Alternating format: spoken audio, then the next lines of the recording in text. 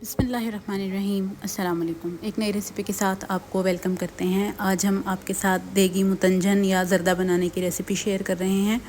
बहुत ही आसान और परफेक्ट रेसिपी है। बहुत आसानी के साथ आप इस मुतंजन को घर पर बनाकर तैयार कर सकेंगे।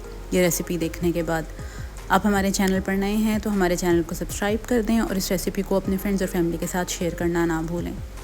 आधा किलो चावल की परफेक्ट मेजरमेंट के साथ हम ये ज़र्दा बनाना शुरू करते हैं। मैंने एक पतीली में इतना पानी बॉईल किया था कि आधा किलो चावल बआसानी उसमें बॉईल हो सकें।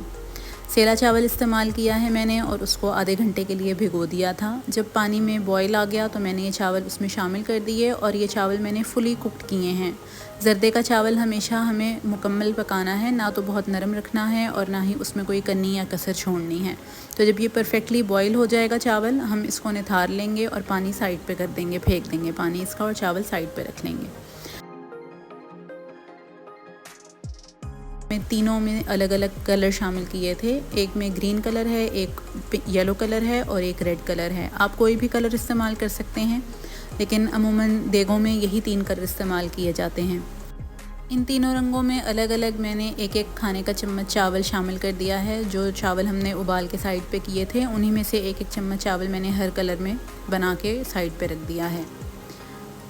अगर आप कलर वैसे ही डाल देंगे तो फिर चावल बहुत ज़्यादा जो है वो कलर उन पे आ जाता है, तो हमें इतना ज़्यादा कलर नहीं चाहिए। हमें कोई कोई चावल कलर वाला चाहिए और किसी किसी चावल को हमें वाइट रखना है, तो उसके लिए ये प्रोसेस करना ज़रूरी है कि आप चावलों को कलर अलग से दे के रख लें। अब यहाँ एक पतीली में मैंने आधा कप घी या मक्खन शामिल किया है। आप ऑयल में भी बना सकते हैं, लेकिन प्रेफरेंस घी या मक्खन ही है। 2 से 3 हरी इलायचियाँ ली थीं और उनको हल्का सा क्रश कर दिया था। उनका मुंह खोल के वो इसमें शामिल कर दिया। साथ ही 2 लौंग लिए थे, वो भी इसमें शामिल कर दिया। लौंग से बहुत अच्छी खुशबू आएगी। पकाने के बाद अगर हो सके तो आप इस लौंग को निकाल दीजिएगा। अब आधा किलो चावलों के लिए मैंने यहाँ पे आधा किलो चीनी ली है। आप इसको अपने टेस्ट के अकॉर्डिंग कम या ज़्यादा भी कर सकते हैं। चीनी शामिल करने के बाद मैंने इसमें आधा कप दूध शामिल कर दिया। लो टू मीडियम हीट रखते हुए हमें इसको पकाना है। चीनी डिज़ोल्व हो जाएगी और इसके ऊपर झाग बनना शुरू हो जाएंगे। 2 से 3 मिनट में ये सारा प्रोसेस होगा।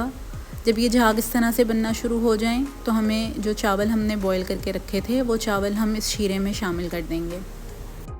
चावल शामिल करने के बाद दरमियानी आंच पर इसको मिक्स करते हुए हमें इस शीरे को खुश्क कर देना है। 2 से 3 मिनट ही लगेंगे, ये शीरा अच्छे से ड्राई हो जाएगा इन चावलों के साथ।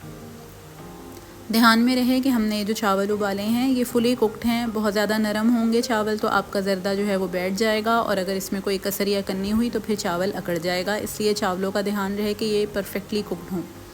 अब जो हमने तीनों कलर तैयार करके रखे थे, इस तरीके से उनको साइड्स पे जो है वो डाल देंगे।